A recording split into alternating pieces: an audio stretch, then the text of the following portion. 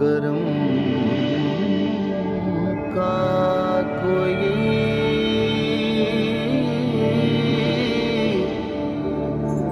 حساب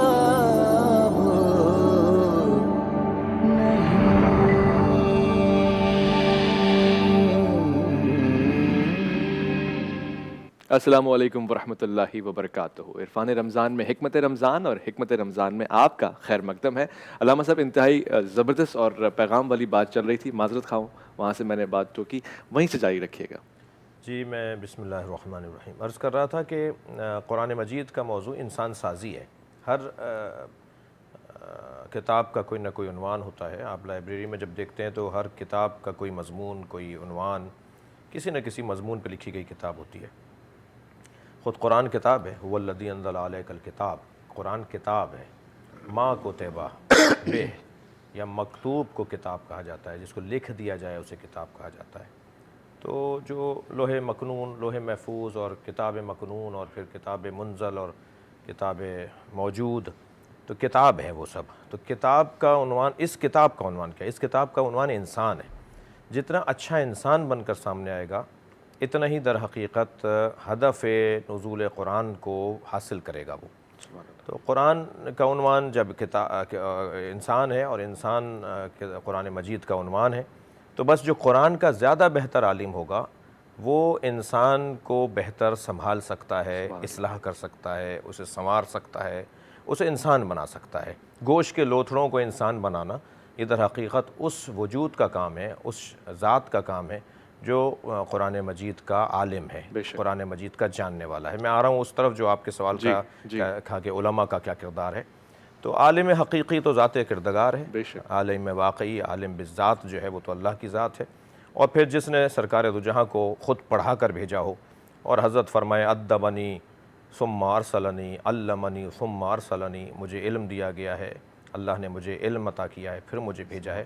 تو وہ جو علم الانسان والا مرحلہ ہے، تو خود ذات مصطفیٰ صلی اللہ علیہ وآلہ وسلم علم الہی کا ایک مجسم وجود ہے۔ تو بس سب سے پہلا معلم اگر کائنات میں کوئی اللہ کی طرف سے ہے، یعنی معلم اول ارسطو نہیں ہے، صحیح، معلم ثانی فارابی نہیں ہے، صحیح، معلم اول مصطفیٰ سرکار کی ذات ہے، معلم ثانی مولا علی کی ذات ہے۔ سبحان اللہ۔ یہ معلم اول اور معلم ثانی در حقیقت انسان کو تعلیم دینے کے لیے آئے ہیں۔ بس قرآن مجید کا علم اور سرکار کی احادیث مبارکہ کا علم اور اہل بیت کی سیرت کا علم، صحابہ منتجبین منتخبین اور وہ اعلیٰ شخصیات جنہوں نے سرکار دو جہاں کے اس مشن میں ساتھ دیا، ان لوگوں کا جو کام، ان کا کردار، ان کے جو اقوال، ان کے فرامین، ان کی سیرت، وہ در حقیقت انسان کی اصلاح کا ایک ایسا بنیادی ذریعہ ہے، ایک اساسی ذریعہ ہے کہ اگر مجھے قرآن مجید کا علم یعنی قرآن کی آیات کی تفسیر بے مطابق احادیث سرکار اور بے مطابق سیرت اہل بیت مجھے اگر قرآن سمجھ میں آ جاتا ہے، تو میں پھر اس قابل ہو سکتا ہوں کہ میں پہلے اپنی اصلاح کروں گا اور پھر معاشرے کی اصلاح کر سکتا ہوں۔ اور یقیناً علماء کرام کا احترام اگر کوئی ہے تو اس وجہ سے ہے کہ وہ اپنی ذات کی اصلاح اور پھر معاشرے کی اصلاح کرتے ہیں۔ وہ خطبہ امام حسین علیہ السلام کا جو آپ نے سن 58 ہجری میں اپنی شہادت سے 2 سال قبل، سن 60 ہجری میں آپ نے مدینہ منورہ سے ہجرت فرمائی اور سن 61 ہجری کے محرم کی 10 تاریخ کو آپ کربلا میں شہید ہو گئے۔ وہ جو 28 رجب کو 60 ہجری میں آپ نے مدینہ چھوڑا ہے، اس سے پورے 2 سال پہلے حج بیت اللہ کے لیے امام تشریف فرما تھے، اور منی کی سرزمین پر اپنے 2 چچازاد بھائیوں سے اور ایک اپنے حقیقی بھائی حضرت محمد حنفیہ رضی اللہ تعالیٰ عنہ اور حضرت عبداللہ ابن جعفر اور حضرت مسلم ابن عقیل، 2 چچازاد بھائی تھے اور ایک بہنوئی بھی تھے اور ایک سگے بھائی تھے۔ ان تینوں شخصیات کو بلا کے کہا کہ جتنے بھی منی میں صحابہ کرام رضوان اللہ تعالیٰ اور تابعین تشریف فرمائیں، انہیں تلاش کرو خیموں میں جا کر، اور ان سے کہو کہ حسین آپ سے خطاب کرنا چاہتے ہیں۔ صحیح۔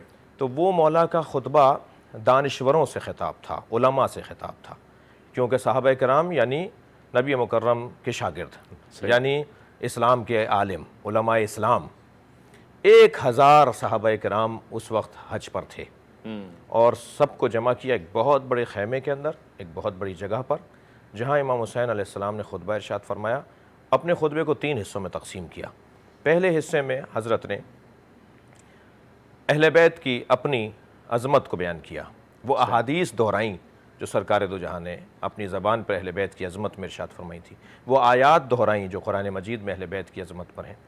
دوسرے حصے میں امام نے معاشرے کے حالات کے اوپر گفتگو فرمائی، جیسا کہ آپ کا عنوان بھی ہے اصلاح معاشرہ، معاشرے کے اندر کیا حالات ہیں اس وقت، معاشرہ کس طرف جا رہا ہے اور کیا حالات ہو چکے ہیں، وہ امام نے دوسرا حصہ قرار دیا۔ اور تیسرے حصے میں پھر علماء کے فضائل امام نے بیان کیے کہ علماء کا مقام کیا ہے، علماء کی عزت کیا ہے۔ اس میں بڑے حسین جملے ہیں، میں اس میں دہراتا ہوا گزروں کہ حضرت فرماتے ہیں کہ کیا آپ کا مقام، اہل علم کا مقام اس سے ہٹ کر ہے کہ آپ کو اللہ نے عامر بالمعروف و ناہی عن المنکر قرار دیا ہے، آپ کو اللہ نے یہ صلاحیت دی ہے کہ آپ معروف کی طرف دعوت دیں اور منکر کی سے باز رکھیں، لوگوں کو روکیں، لوگوں کو متوجہ کریں برائیوں سے کہ یہ برائی ہے اس کے قریب نہ جانا۔ اور آپ نے دیکھا کہ آپ کا گزر بازاروں اور شاہراہوں میں ایسے ہوتا ہے جیسے کوئی بادشاہ گزر رہا ہو، لوگ آپ کے احترام میں کھڑے ہو جاتے ہیں، امام کے جملے یہ، سبحان اللہ، لوگ آپ علماء کے احترام میں کھڑے ہو جاتے ہیں، آپ کو اپنے اوپر ترجیح دیتے ہیں، اپنے وسائل آپ کے حوالے کر دیتے ہیں، آپ کے احترام اور آپ کی عزت اور توقیر کی خاطر اپنے جان اور مال سے ہاتھ اٹھا لیتے ہیں۔ یہ سارے فضائل، یہ سارے مقام آپ کے اور منزلتیں آپ کی، کیا اس کے علاوہ کوئی سبب سے ہیں کہ آپ سے توقع ہے انہیں کہ آپ حق بولیں گے، آپ سچ بولیں گے، آپ معاشرے کی برائیوں کا خاتمہ کریں گے، آپ معاشرے سے اچھائیوں کو متعارف کروائیں گے؟ آپ علماء کا مقام اللہ نے اسی لیے تو قرار دیا ہے کہ آپ حکمرانوں اور رعیت کے درمیان واسطہ بنیں گے، لوگوں کے اور عوام کے اور رعیت کے مسائل حکمرانوں تک پہنچائیں گے اور حکمرانوں کو تنبیہ کریں گے، ان کو متوجہ کریں گے کہ ان کی غلطیاں کیا ہیں۔ کیا اس سے ہٹ کر آپ کا کوئی مقام ہے؟ کیا اس کے علاوہ آپ کو کوئی مقام دیا گیا ہے؟ اسی وجہ سے آپ کو دیا گیا ہے کہ آپ حق بولیں گے۔ اور پھر فرمایا کہ آپ کا یہ مقام، آپ کی یہ عظمت اور مقام اس وجہ سے ہے، لہٰذا میں آپ کو متوجہ کر رہا ہوں کہ اپنی حیثیت کو پلٹائیں اور اپنی حیثیت کے مطابق زندگی گزاریں، سبحان اللہ، اور معاشرے سے برائیوں کے خاتمے کے لیے جد و جہد کریں، معاشرے میں پھیلنے والی برائیوں کو روکیں۔ تو عالم کیونکہ عالم قرآن ہوتا ہے، عالم احادیث سرکار دو جہاں ہوتا ہے، تو اس کا زیادہ حق بھی بنتا ہے، اس سے توقع بھی زیادہ ہے۔ صحیح، یعنی میں اپنے لیے عرض کر رہا ہوں کہ میں تو ایک طالب علم بھی شمار کیا جاؤں قیامت میں تو بہت بڑی غنیمت بات ہوگی۔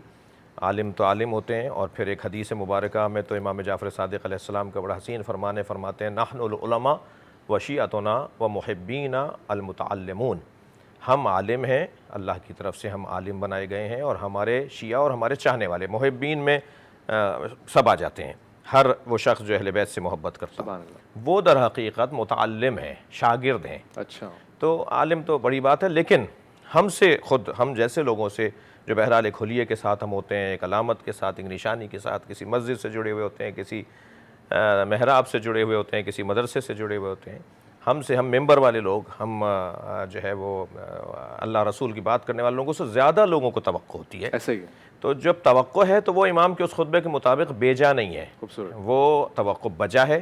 ہمیں پہلے اپنی ذات کی اصلاح کرنی چاہیے، کونوا دعاة الناس بغیر السنتکم، لوگوں کو اپنی زبان کے علاوہ دعوت دین اور دعوت محاسن اور خوبیوں کی دعوت زبان سے ہٹ کر دو، زبان سے نہیں بلاؤ۔ اور ہمارا سارا زور زبان پہ چل رہا ہے۔ جی، زبان سے ہم جب بلائیں گے تو زبان تک ہی شاید کانوں تک ہی بات رہ جائے، لیکن جب ہم کردار سے بلائیں گے لوگوں کو تو یقیناً وہ کردار میں ڈھلے گا، اور دل کی بات دل تک پہنچے گی، دل کی بات دل تک پہنچے گی، اور دل سے جو بات نکلتی ہے اثر رکھتی ہے، پر نہیں طاقت پرواز مگر رکھتی ہے۔ علماء کرام ہی کی اجازت سے آج بوجھو تو جانے کا آغاز کر رہے ہیں۔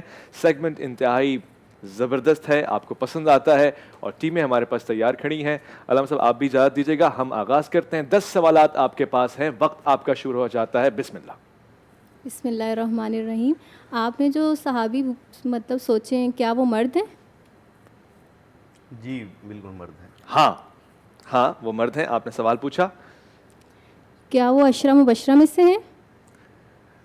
سجاد مندی صاحب آپ ہی اس کا جواب دے دیجیے، کیا وہ عشرہ مبشرہ میں سے ہیں، یعنی کہ وہ 10 صحابی جن کو دنیا میں جنت کی بشارت ہوئی ہے؟ جی نہیں۔ 2 سوالات آپ نے پوچھے اور دونوں ہی کے جواب آپ کو مل گئے ہیں۔ 8 سوالات آپ کے پاس باقی ہیں، وقت بھی ہے، مشاورت کیجئے اور پہنچیے اس شخصیت تک جو ہم جانتے ہیں وہ آپ بھی جان جائیے.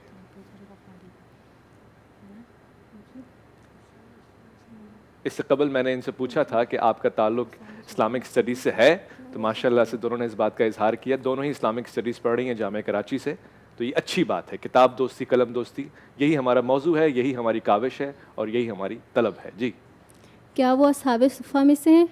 اصحاب صفہ میں سے ہیں. ٹھیک, اچھا سوال آپ نے پوچھا. تیسرا سوال, لیکن اس کا جواب ہے نہ. میں بھی اپنا حصہ ڈال رہا ہوں آپ کی اجازت سے. اب چوتھا سوال جو آپ پوچھیں گے, کوشش کریں گے کہ آپ کو تھوڑا سا ہم جھٹکے بھی دیں. بہرحال یہ آج میں کہہ رہا ہوں کہ آج ان کے لیے مشکل بھی ہے اور آسان بھی ہے. کیا وہ مہاجرین میں سے ہیں؟ علامہ صاحب. جی, یس, نام. چوتھا سوال آپ نے پوچھا کیا وہ مہاجرین میں سے ہیں, اور جواب آیا ہاں. ان کے سوالات بھی چاہے اچھے تو ہیں. آپ ہنٹ دے سکتے ہیں, ہنٹ دے دیں؟ آگے جا کے دیں گے. میں تو سوچ رہا ہوں چھٹے پہ ہنٹ دیں تو زیادہ اچھا ہے. ٹھیک ہے, ٹھیک ہے. آپ چاہیں تو یہ شفقت کر سکتے ہیں. نہیں, آپ چھٹا میرے خیال میں سوال اگر کرنے میں کامیاب ہو جاتے ہیں. ٹھیک, 4 انہوں نے پوچھ لی ہیں. 6 تک اگر آپ آئے تو ہمارا یہ متفق فیصلہ ہے کہ ہم آپ کو 6 پہ ایک ہنٹ دیں گے.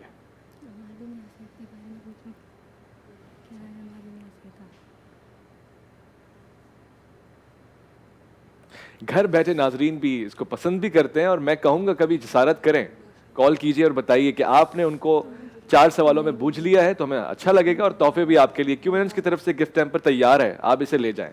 نہیں تو فوٹال کے گفٹ ہیمپر ہیں, یعقوب شہباز بلڈرز کی جانب سے بڑے سارے تحائف ہیں.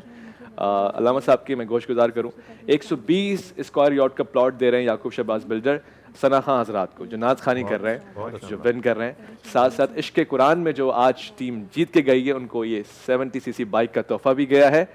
عشق قرآن میں جمران اکیڈمی کے بچے ہمارے پاس آئے, جن کو آپ صرف پیج نمبر ان سے آپ طلب کرتے ہیں, اس کے بعد وہ ایڈریس پورا بتاتے ہیں آیت کا آپ کو. ماشاءاللہ.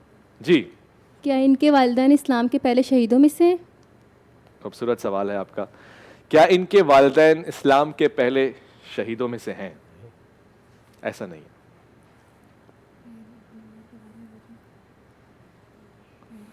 مجھے ایسا لگ رہا ہے کہ یہ قریب آ رہے ہیں, مگر میں کہہ رہا ہوں کہ ہم چھٹے تک آ کر چھٹے کا انتظار کریں گے, اس پہ آپ کو ہنٹ بھی دیں گے انشاءاللہ.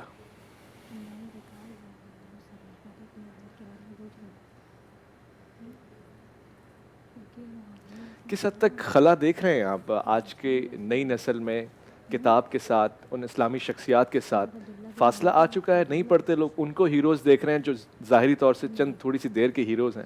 دونوں باتیں ہیں. میں سمجھتا ہوں کہ اسلامی دینی کتب کی طرف بھی رغبت پہلے کی نسبت بڑھی ہے. اچھا, اور بے رغبتی کی مثالیں بھی ہیں.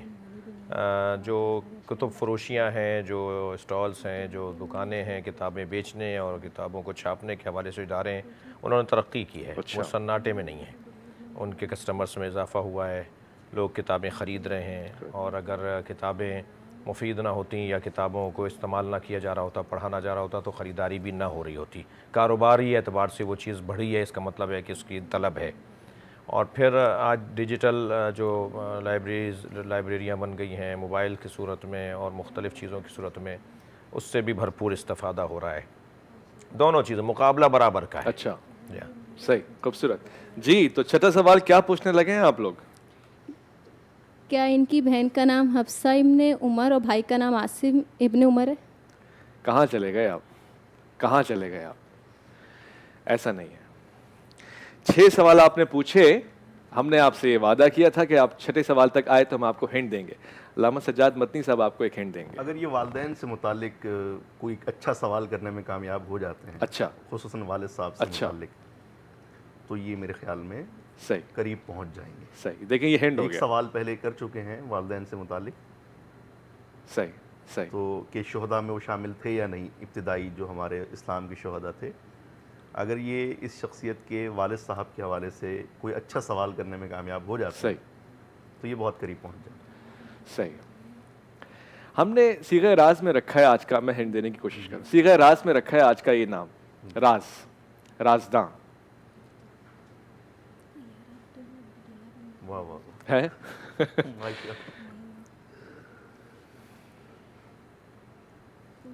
جی, وقت آپ کے پاس بہت تھوڑا ہے, ہم نے بہت ساری گفتگو کرنی ہے حکمت رمضان میں, آج بہت کچھ سیکھنا ہے ہم نے.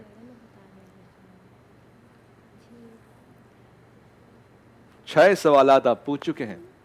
چوتھا آپ نے پوچھا تھا تو آپ کو وضاحت ہو گئی تھی. اب 7واں واضح آپ ہنٹ دے کے جا چکے ہیں. ہاں اگر یہ توجہ کریں توجہ کرتے تو. ہاں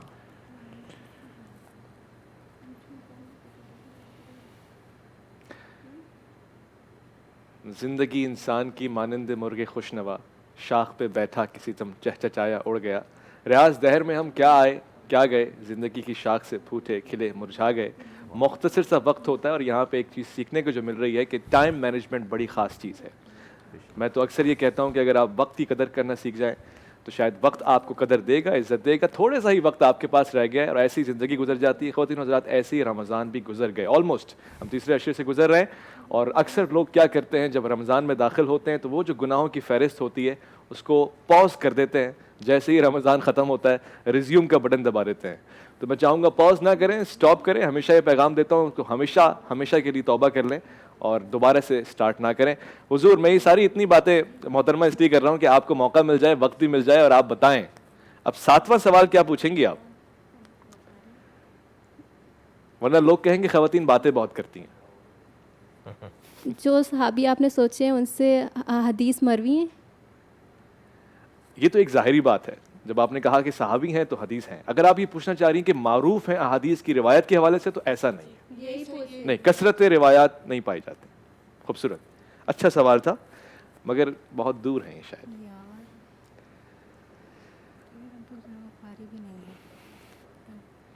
کیا وہ خلفاء راشدین میں سے؟ نہیں. علامہ سجاد مدنی نے ایک خوبصورت سی مسکراہٹ کے ساتھ آپ کو کہا نہیں. ویسے یہ کسی چیز کے لیے نہیں کہتے مگر مجبوری ہے، یہاں جواب یہ تھا نہیں. میرے خیال میں اب صرف ایک ہی سوال کا آپشن بچا ہے ان کے پاس. 7 سوالات انہوں نے پوچھے. نہیں حضرت زیادہ. 8واں تھا یہ والا. اچھا تو 2 رہ گئے ان کے پاس. 2 رہ گئے. ہنٹ دے دیں اب، آپ کو شفقت کریں کوئی ایسا ہنٹ دے دیں کہ یہ نزدیک تو آئے کچھ. آپ کی ہنٹ کا یہ فائدہ نہیں اٹھا سکے وہ میں نے اب تو دہرانا بھی چھوڑ دیا ہے. کچھ شہروں میں گھوم پھر کے آئیں تو شاید قریب ہو جائیں. جی ہاں یہ دیکھیے کیا خوبصورت ہنٹ. اللہ اکبر. آج کے حالات کے تناظر میں آپ دیکھیے بہت سارے ایسے ممالک ہیں. ریپیٹ کر دیں گے ہنٹ؟ ریپیٹ کر دیں گے. علامہ صاحب فرما رہے ہیں کہ آپ دیکھیں اسلامی ممالک میں جائیے، شہروں میں جائیے، بہت سی شخصیات کو ان کے شہروں کے حوالے سے جانا جاتا ہے. اب تو بہت واضح ہو گیا اب تو. اسلامی تاریخ میں جن شہروں کو خاص مقام حاصل ہے. مثال کے طور پہ کیونکہ آپ بھی خواتین میں سے ہیں، رابعہ بصری رحمۃ اللہ علیہ، تو آپ اپنے شہر کے حوالے سے جانا جا رہی ہیں نا. ایسے ہی کچھ نام ہمارے پاس ہیں. حارث حمدانی، سیدنا سلمان فارسی. ماشاء اللہ سلمان فارسی، بلکہ کہا گیا کہ سلمان محمدی کہا گیا ان کو. یہ بھی ایک کیا شناخت ہے ان کی. سلمان منا اہل بیت. آئیے پاس آئیے. اگر آپ 9ویں سوال تک پہنچی تو میں اسی کی نسبت سے ایک اور ہنٹ دوں گا آپ کو، مگر 9واں سوال تو پوچھیے آپ.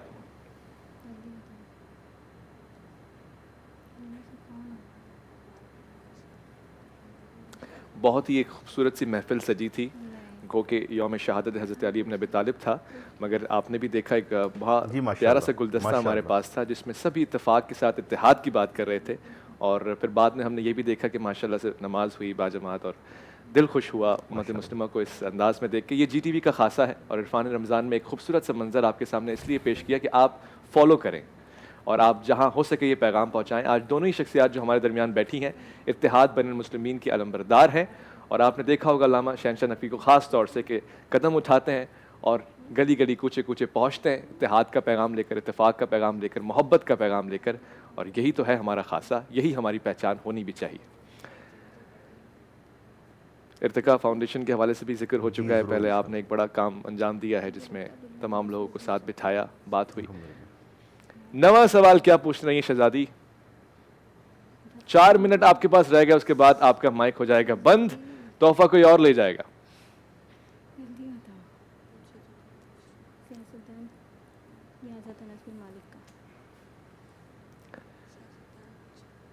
اچھا میرے نام پہ غور کیجئے. مثال کے طور پہ ایسی ایک شخصیت بھی ہیں جن کو ان کے نام کو یعنی ان کی جو آگے ان کا نام ہے وہ شہر کے حوالے سے ہے, گاؤں کے حوالے سے ہے, خطے کے حوالے سے ہے, ایسی شخصیات میں جائیے. میں اس سے زیادہ کیا کہوں, میں تو قریب بھی آ گیا ہوں, علاقے کی نسبت کے حوالے سے آ گیا ہوں. اور کیا چاہیے, میں تو ملک میں داخل ہو گیا ہوں اپنے نام کو لے کر. کیا وہ خادم رسول ہیں, ان کا لقب کیا ہے؟ خادم رسول ہے, مطلب بچپن ہی سے حضور صلی اللہ علیہ وسلم کی خدمت پر مامور تھے. اچھا, یہ سوال آپ کا اچھا تھا. اگر آپ یہ پوچھنا چاہ رہی ہیں کہ غلاموں میں آپ کا شمار ہوتا تھا اور خدام میں آپ کا شمار ہوتا تھا, تو ایسا نہیں ہے.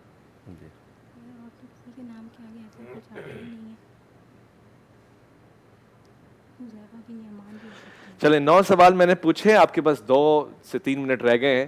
میں اب آپ کو کلیئر ہینڈ دے رہا ہوں, اس سے زیادہ میں نہیں دے سکتا, معذرت خواہ ہوں. بہت سارے اسلامی ممالک آج برے حالات سے دوچار ہیں, جن میں سے یہ ملک بھی ہے جس ملک کے نام سے آپ کو نسبت ہے. اور اپنوں ہی کا بس اس سے زیادہ بات میں کر بھی نہیں سکتا, بڑی مشکل ہے میرے لیے.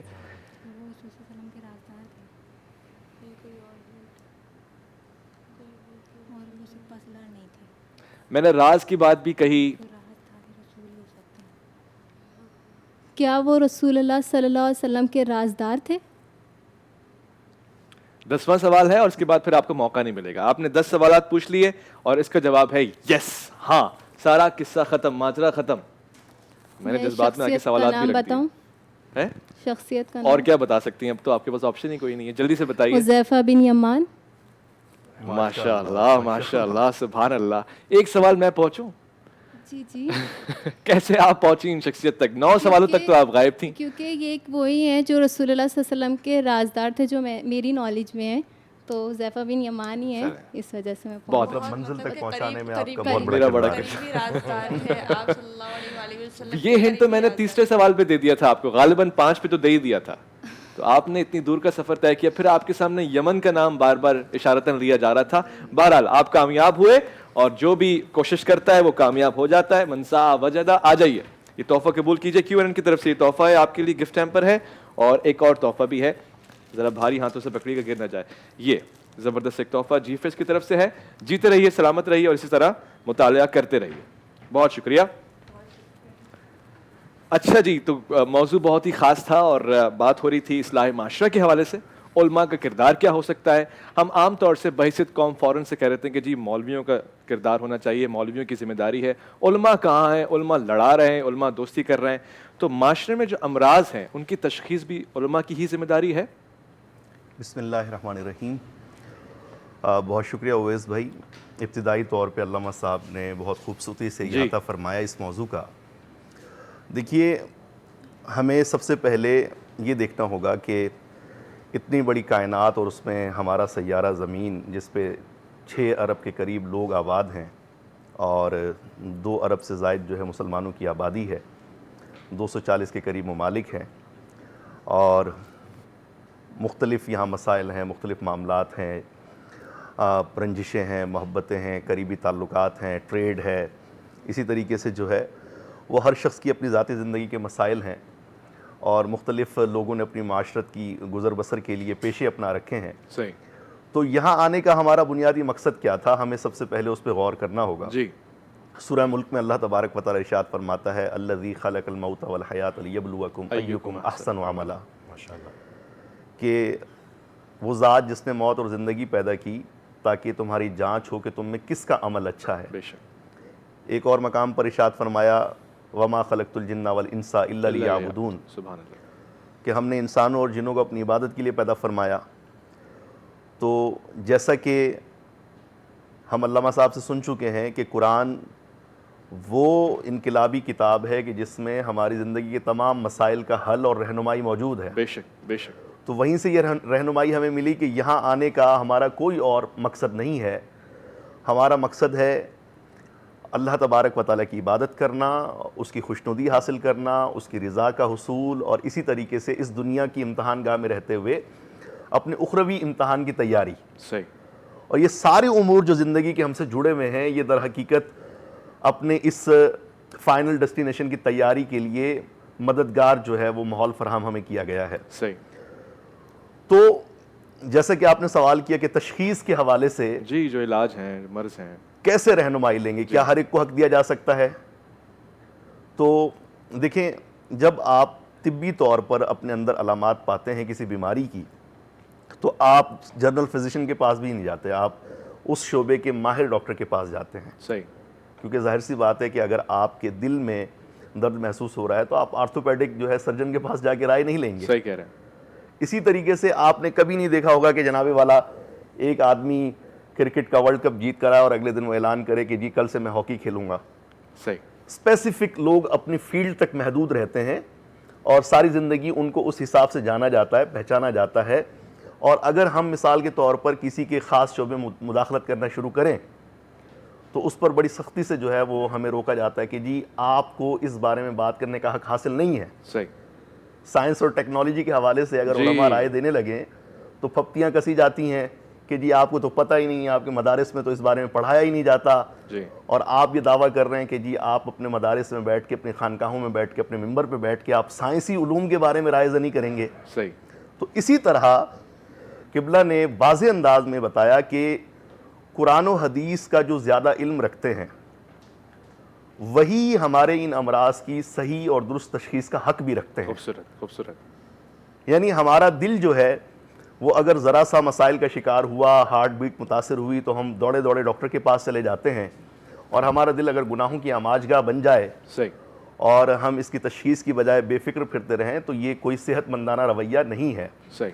تو یقیناً علماء ربانیین کو اس کا حق حاصل ہے, وہ اصلاح معاشرہ کے حوالے سے تشخیص بھی بیان فرمائیں گے اور اس کا حل بھی تجویز فرمائیں گے, جو کہ ہر دور میں علماء اپنی بنیادی ذمہ داری سمجھ کر اس کو نبھاتے رہے ہیں. صحیح. اور الحمدللہ رب العالمین, اللہ تبارک و تعالیٰ کا بہت کرم ہے کہ ابھی مایوس کن صورتحال نہیں ہے. ابھی ہمارے ہاں اپنے مسائل کا ادراک ہے. اگر من حیث القوم جو ہے وہ ہم سے کچھ غلطیاں ہوتی ہیں یا انفرادی طور پر ہم سے کچھ گناہ سرزد ہوتے ہیں, تو الحمدللہ کم از کم بر صغیر پاک و ہند کی سطح پر ایسا ماحول ہے, علماء کی اتنی قربت ہے, مساجد کا ہمارے ہاں ماشاءاللہ اتنا زیادہ, ہمارے محلوں میں ہر جگہ جو ہے وہ الحمدللہ اس طرح کا ماحول ہے کہ گھوم پھر کے انسان کسی نہ کسی وقت جو ہے وہ کسی نہ کسی لمحے پر وہ ہدایت کی طرف واپس پلٹ آتا ہے. اچھا. یعنی آپ دیکھیے, گنہگار سے گنہگار انسان بھی پورا سال اگر وہ اللہ تبارک و تعالیٰ کی یاد سے دور رہتا ہے, وہ اپنے نفسانی خواہشات کی تکمیل میں مصروف رہتا ہے, تو رمضان کی پہلی اذان جو ہے وہ اس کے دل میں ہلچل پیدا کر دیتی ہے اور مسجد کو دیکھ کر اس کا دل چاہتا ہے. اگر رمضان کی پہلی آپ فجر کا جا کے مشاہدہ کریں تو آپ کو گمان ہوتا ہے کہ جیسے جمعے کی نماز قائم ہو گئی ہے ماشاءاللہ. جی جی جی. تو اسی طرح آج ہمارے سحری کی نشریات میں اس موضوع کا ڈسکس ہونا, جی, اور یقیناً یہ موضوعات جو ہے ہمارے جو لوگ ہیں ان کی ذہنی سطح کو دیکھتے ہوئے, ان کی دلچسپی کے امور کو مد نظر رکھتے ہوئے ترتیب دیے گئے ہیں. ایسے ہی. تو الحمدللہ رب العالمین ہماری قوم میں اس چیز کا ادراک بھی ہے, وہ علماء سے رہنمائی بھی لیتے ہیں اور علماء ان کی رہنمائی کا فریضہ سر انجام بھی دے رہے ہیں. ضرورت اس امر کی ہے کہ ہمیں جو ہے وہ علماء کو ان کا جائز حقیقی مقام دینا چاہیے. بدقسمتی یہ ہے کہ رمضان جو ایک خالصتاً جو ہے وہ اسلامی مہینہ ہے اور اسلامی عبادات سے اور اسلامی جو ہے وہ معاملات سے سجا ہوا پورا ہمارا بابرکت مہینہ ہے, اس کو جو ہے وہ ایک عجیب جو ہے ماحول اس کے اندر بنا دیا گیا ہے. رمضان ٹرانسمیشنز کے اندر جو کچھ ہوتا ہے وہ ہمارے سامنے ہے کہ رمضان کے تقدس کو پامال کیا جا رہا ہوتا ہے. ایسے میں نکار خانے میں طوطی کی آواز بلند کی جی ٹی وی نے, اور آپ لوگوں نے ایک بہترین محفل سجائی کہ جس کے اندر سنجیدہ موضوعات پہ بات ہوتی ہے. اور الحمدللہ رب العالمین موقر علماء کو آپ بلا کر جو ہے وہ اس بارے میں بات کرتے ہیں, تو یہ خوشائند بات ہے. اور میں سمجھتا ہوں کہ انشاءاللہ تبارک و تعالیٰ اس سے خیر کا پیغام عام ہوگا اور ہمارے ناظرین کو یہ سمجھنے میں آسانی ہوگی کہ مرض کیا ہے اور اس کی تشخیص جو ہے وہ کیسے ہو سکتی ہے اور اس کی علاج کی جانب ہم کیسے بڑھ سکتے ہیں. خوبصورت گفتگو ہو گئی.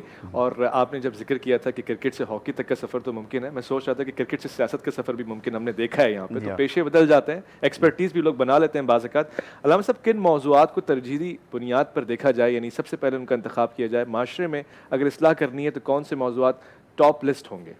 دیکھیے, اللہ نے حضرت مولانا نے بہت اچھی نور علی نور سلسلہ جاری ہے, بلکہ میں تو کہوں گا کہ میری تو طالب علمانہ گفتگو تھی، مولانا سے رہنمائی ہوئی ہے۔ اللہ نے انسان کو صاحب عقل خلق کیا ہے اور عقل ہی اس کا امتیاز ہے۔ یہ جو شہوت اور یہ غضب اور یہ جو نفسانی خواہشات ہیں، یہ عقل سے ہی کنٹرول میں آتی ہیں، عقل اس کو کنٹرول میں، قابو میں رکھتی ہے۔ نہج البلاغہ میں مولا علی کا ایک فرمان نقل ہوا ہے۔ حضرت فرماتے ہیں کہ اللہ نے انبیاء کرام کو دفائن العقول کو، عقلوں کے دفن ہو جانے کو روکا ہے انبیاء کرام کی بعثت کے ذریعے۔ سبحان اللہ۔ یعنی عقل دفن ہونے سے بچایا ہے انبیاء کی بعثت نے۔ عقل کے اوپر جب گرد چھا جاتی ہے، عقل جب دب جاتی ہے، تو پھر انبیاء بعثت پاتے ہیں۔ نبی مکرم کوئی بھی انبیاء ماسلف میں ایسا ہوا، پھر سرکار دو جہاں کے ہاں، کہ وہ آ کر عقلوں کو کارگر، کارآمد، کار فرما قرار دیتے ہیں۔ عقل کام کرنا جب شروع کر دیتی ہے تو انسان کو اللہ نے صاحب عقل قرار دیا، اور نبی کا کام اور نبی مرسل کا کام یہی ہے۔ سبحان اللہ۔ اور جو کام نبی مرسل کا ہے وہ بالاتباع بالاطاعہ علماء کرام کا کام ہے کہ وہ عقلوں پر سے گرد کو ہٹائیں۔ عقل جب کام کرنا شروع کرے گی تو خود ہی بہت واضح ہو جائے گا۔ اس کیفیت کو اگر میں نام دوں تو اس کیفیت کو نام دیا جائے گا غفلت۔ اچھا۔ غفلت نیند دو طرح کی ہے، ایک مرتبہ آنکھیں بند کر کے نیند ہوتی ہے، ایک مرتبہ آنکھیں کھول کے نیند ہوتی ہے۔ خوبصورت۔ تو وہ جو آنکھیں کھول کے سو رہے ہوتے ہیں نا لوگ، وہ در حقیقت غفلت کا شکار ہوتے ہیں۔ لہٰذا انبیاء کرام آنکھیں بند کیے ہوئے بھی ہوں تب بھی جاگ رہے ہوتے ہیں۔ اللہ بڑی حسین حدیث میں ایک روایت سنا دوں۔ حضرت عائشہ فرماتی ہیں کہ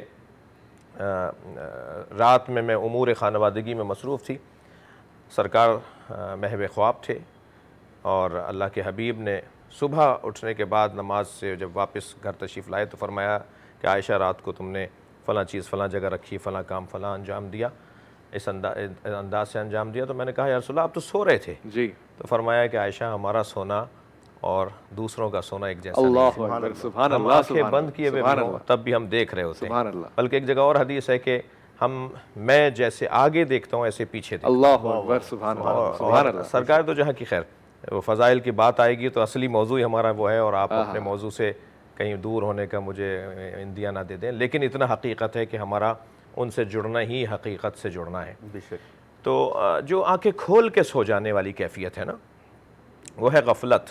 سامنے کی چیزیں نظر نہیں آ رہی، دیکھ رہے ہو، تمہاری توجہ نہیں ہے، تمہارے سامنے یہ سب کچھ ہو گیا، تمہیں احساس تک نہیں ہوا، یہ ہے وہ غفلت۔ لہٰذا غفلت سے نکالنا، بے توجہی سے نکالنا، نیند سے اور سو جانے سے، امت کو سونے سے نکالنا، جی وہ درد، وہ جو درد ہے نا، درد جس کو درد ہوتا ہے وہ سوتا نہیں ہے، اور سوتا بھی ہے تو کر رہا ہوتا ہے، اور کر رہا کر اپنے جاگنے کا اظہار کر رہا ہوتا ہے۔ صحیح بات، بالکل کہ میں تو جاگ رہا ہوں، بالکل صحیح میں کہاں سو سکتا ہوں، مجھے تکلیف ہے۔ یہ جو درد ہے، جسے اقبال نے بھی امت کا درد کے عنوان سے یاد کیا اپنے فلسفے کے اندر، یہ درد جب تک آپ ایجاد نہیں کریں گے، مثلا خدا نخواستہ اگر آپ کا میرا پیر سن ہو جائے تو اس پہ کتنی چٹکیاں بھرتے رہیں، اور برابر والے پہ چٹکی بھریں گے تو فوراً ایک دم ریئیکشن دکھائے گا اور ایک عکس العمل دکھائے گا۔ کیوں؟ اس لیے کہ یہ زندہ ہے، یہ سویا ہوا نہیں ہے، دوسرا پیر سویا ہوا ہے، تو اس کو درد ہی نہیں ہوگا، اس سے تکلیف نہیں ہوگی۔ تو درد جو ہے وہ در حقیقت حیات کی نشانی ہے، زندگی کی نشانی ہے۔ وہ مولا علی بڑا حسین جملہ حضرت کا فرماتے ہیں، میتیں دو طرح کی ہوتی ہیں، کچھ افقی میتیں ہیں، کچھ عمودی میتیں ہیں۔ حضرت فرماتے ہیں کچھ لیٹے ہوئے جنازے ہیں، کچھ چلتے پھرتے جنازے ہیں۔ چلتے پھرتے جنازے ہیں۔ جی، ضروری نہیں ہے کہ کوئی شخص چلتا پھرتا نظر آ رہا ہو تو امیر المومنین کے نزدیک فرما رہے ہیں وہ زندہ ہو۔ جو شخص چل پھر تو رہا ہے مگر احساس نہیں ہے اس کے ہاں ضمیر ختم ہو چکا ہے، وہ در حقیقت ایک چلتی پھرتی میت ہے، چلتی پھرتی ایک لاش ہے۔ تو یہ چلتی پھرتی لاش، یہ جو چلتی پھرتی میت ہے، اسے کس طرح زندگی سے ہمکنار کیا جائے، کیا کیا جائے کہ یہ زندگی سے ہمکنار ہو جائے؟ بعض اوقات فرد مردہ ہوتا ہے اور بعض اوقات سماج مردہ ہو جاتا ہے، معاشرہ مردہ ہو جاتا ہے، اور افراد سے معاشرہ بنتا ہے۔ جب مردہ افراد کی تعداد بڑھتی چلی جائے گی تو معاشرہ بھی مردہ شمار ہوگا، معاشرہ بھی ایک وقت آئے گا کہ مردہ ہو جائے گا۔ اس حوالے سے بہترین مثال امام حسین اور امام حسن کی، ہما امامان قاما او قعدا، سرکار ارشاد فرماتے ہیں یہ دونوں میرے بیٹے امام ہیں، چاہے بیٹھے ہوں یا کھڑے ہوں، کیونکہ قامہ میں بھی تثنیہ کا صیغہ ہے، قعادہ میں بھی تثنیہ ہے، یعنی دونوں میں سے کوئی، دونوں بیٹھے ہوئے ہوں، دونوں کھڑے ہوئے ہوں، ایک بیٹھا ہوا ہو ایک کھڑا ہوا ہو، یہ دونوں ہر حالت میں امام ہیں۔ صحیح۔ یہ حدیث مبارکہ سے ہمیں ایک پیغام مل رہا ہے۔